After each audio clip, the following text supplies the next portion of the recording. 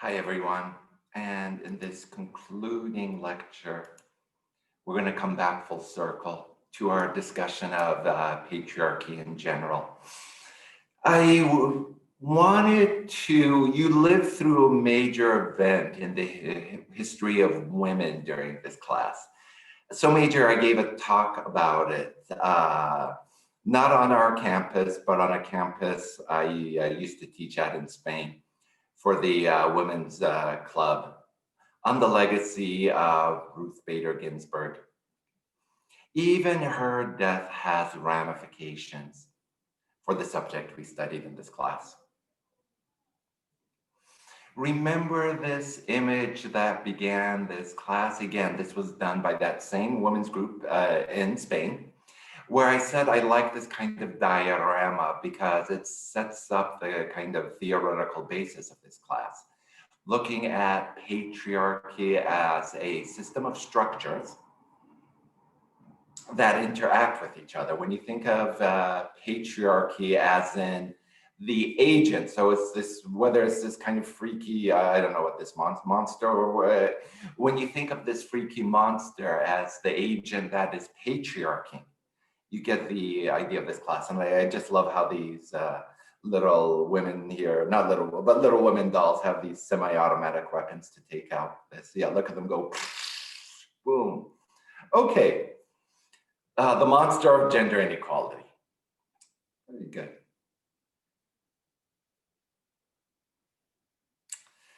And what does RBG's death have to do with this class? Remember when we began with the birth of civilizations and looking at this book, The Creation of Patriarchy, with that relief from Mesopotamia, what is in modern day Iraq, where ancient civilization left us with a legacy that today we analyze and as patriarchy, that manifested itself well beyond its Mesopotamian origins. And then we just looked at the levels of patriarchy, religious, found in scripture, religious dress, state in the laws. Okay, and this is where RBG comes in, because what she was fighting for most of her life was patriarchy of the state. Linguistic and narrative, the words and images we use, media, tropic elements in books and films, a damsel in distress, the market, ads, usually to sell a product. And just, I found interesting that in the biopic of RBG, the actress who played her was the same one who played the leading role, mind you, in Rogue One. And in a lot of cases, whether it's Rogue One or RBG, they were both rebels with an R. Okay.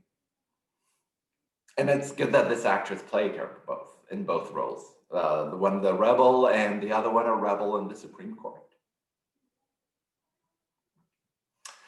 This quote from RBG sets up the conclusion of this class, okay? Because for most of this class, we've been talking about patriarchy as a system of structure, systemic patriarchy. But with RBG's death, she leaves us with another legacy that I want you to appreciate. That patriarchy is also about power temporally. What do I mean by temporally? Patriarchy can control time. This is something we haven't looked at. This is what I want you to think about. What do I mean by patriarchy controlling time? Well, look, from ancient Sumeria to the beginning of, from the beginning of civilization to our modern day, patriarchy has evolved and persisted. So I want you to think about that. Patriarchy is a form of power that can endure over the millennia, regardless of location. That is patriarchy's control over time, over what in French is called the longue durée, or in other words, just the long duration of human history. It's been embedded in human history. And hopefully, having studied the history history of women in the Middle East, or the history of patriarchy in general. Look what this librarian said. Studying history will sometimes make you feel deeply upset. I hope this class did. That was the point. Studying history will sometimes make you feel extremely angry. And I hope you did feel angry over the subjects we covered. Because if studying history always makes you feel proud and happy, you probably aren't studying history.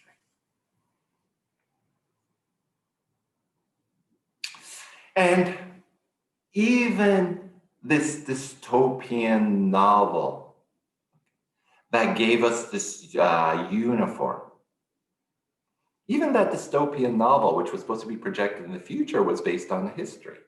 Margaret Atwood did not write anything in her novel without it having occurred in the past. And think of the setting of the Republic of Gilead in New England. The home, I mean, this is where kind of Puritanism went to find new roots because it was seen as too even extreme for the time period in England.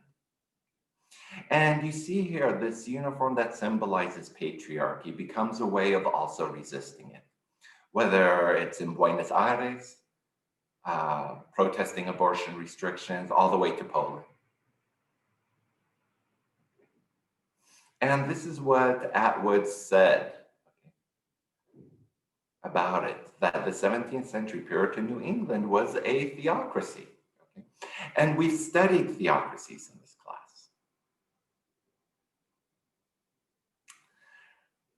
Patriarchy also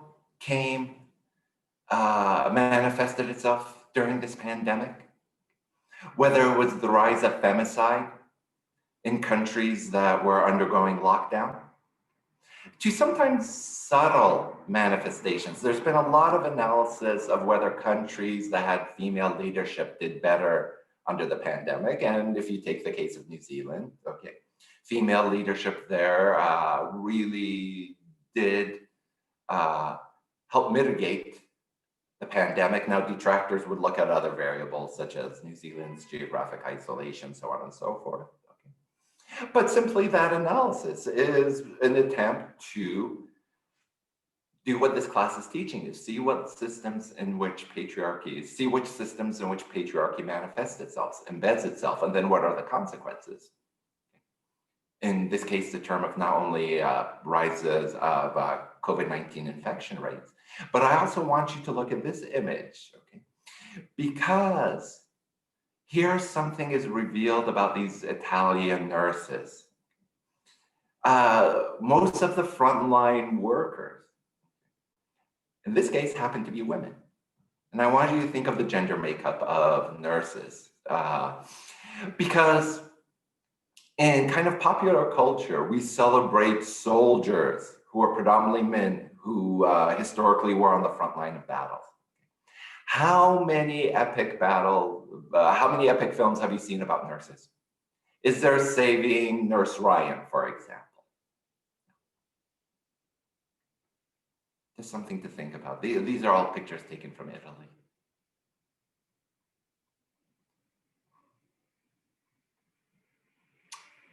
RBG passed, but this woman here, again, there is no Save a Private Ryan. There is no World War II epic about female resistance fighter. Simone is still with us, still alive. And what career did she choose?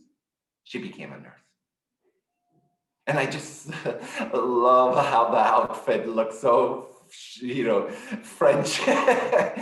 She's fighting Nazis, but still also looks quintessentially French. So I want you now to contemplate this quote.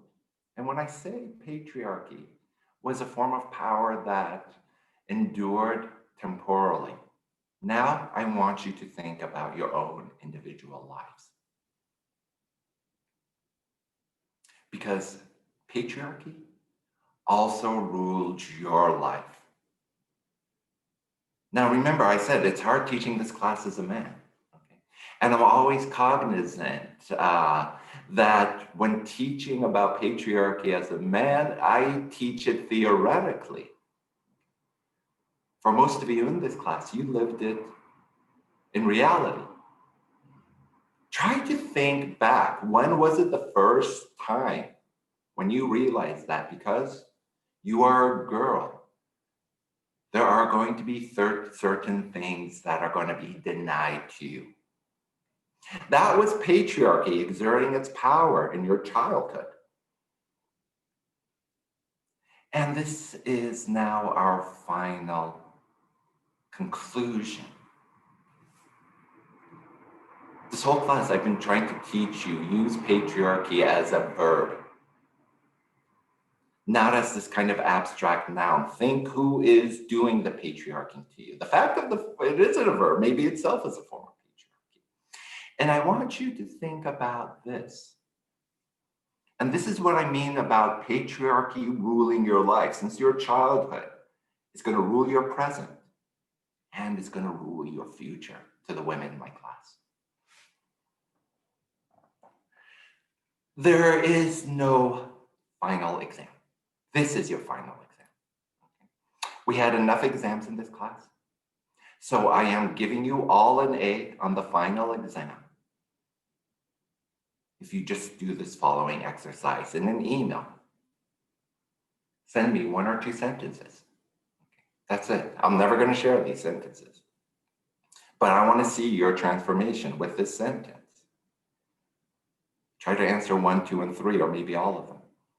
Who has patriarched your past? Who or what? Who is patriarching you in the present?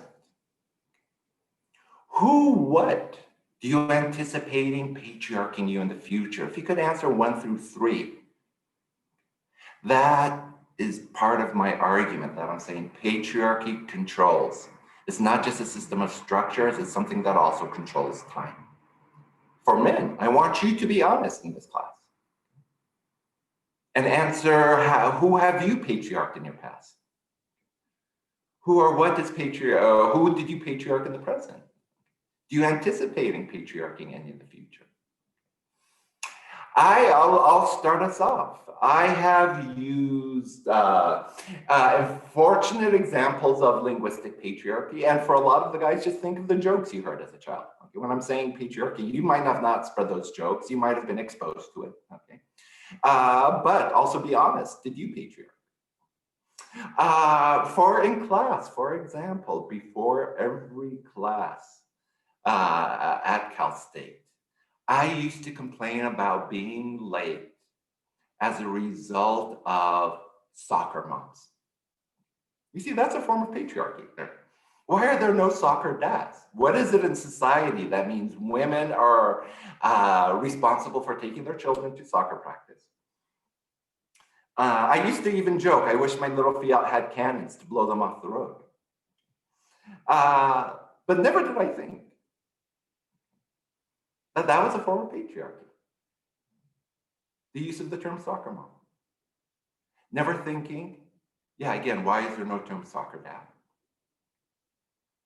Or never trying to anticipate or appreciate their stress. Why are they so aggressive with the minivans on the road to Cal State San Marcos? What are the pressures they are going to take their kids to soccer practice, bring them home, make them dinner, help them with their homework, and put them to bed? And, you know, I have examples. My sister is a mother. I know what she goes through. She doesn't take her kids to soccer practice per se, but she drives a minivan. She takes them to fencing practice. I patriarch my sister. Do that. You have, let's say, by Friday of this week, send me 1 or 2 sentences, 1, 2, 3, and you'll get an A on the final. Okay. And I wish you all to be safe. I wish you a much better 2021. And I can't imagine, 2020, well, let's hope. I can't imagine anything worse, but also good luck with your finals. Take care.